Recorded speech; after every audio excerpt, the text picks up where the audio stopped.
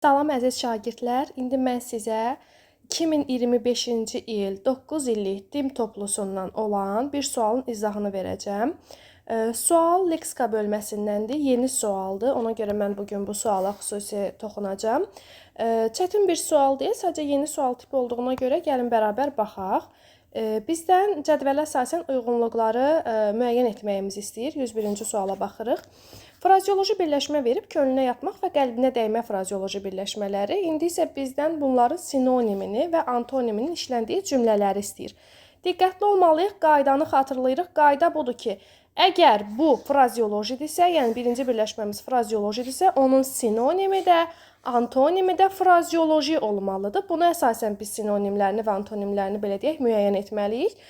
Birinci cümlədə verilibdir ki, bədii ədəbiyyat mütaliə etməkdə Nigarın xoşu gəlir. Burada xoşu gəlir frazeoloji birləşməsi var və könlünə yatmaqla bir-birinə sinonim ola bilər. İkisinin də yəni ümumi mənası bəyənmək mənasına gəlir, çıxır. 2-də deyir ki, balaca Aysu mağazada gördüyü güllü donu bəyəndi. Burada bəyəndidir ifadə. Bəyənmək sözü frazeoloji birləşmə deyil. Könlünə yatmağın, xoşuna gəlməyin leksik mənası ola bilər. Hə, bəyənmək mənasındadır. Ancaq əgər biz bir frazeolojinin, yenə deyirəm, sinonimini, antonimini tapırıqsa, adi belə sözləri götürə bilmərik. Biz sinonim kimi, antonim kimi frazeoloji birləşmə götürməliyik. Ona görə də biz 2-ni çıxırıq. Məsəl üçün, keçək indi bu bir tərəfə, antonimin işləndiyi cümlə istəyir. Yenə də biz nə tapmalıyıq? Frazeoloji birləşmə tapmalıyıq antonimi də. Baxırıq ki, tənbəl və məsuliyyətsiz insanlardan mələyin zəhləsi gedirdi. Zəhləsi getmək də frazeoloji birləşmədir. Deməli, biz bunu antonim kimi götürə bilərik. Niyə götürdük? Çünki frazeolojidirlər. Frazeoloji olmasaydı götürməzdik. Deməli, biz 1-i də, 4-ü də götürəcəyik. Keçirik aşağıya. Deyir ki, qəlbinə dəymək. İndi bunun sinonimi və antonimini tapmalıyıq. Deyir ki, Səma anasını incitməmək üçün onun hər dediyinə əməl edirdi.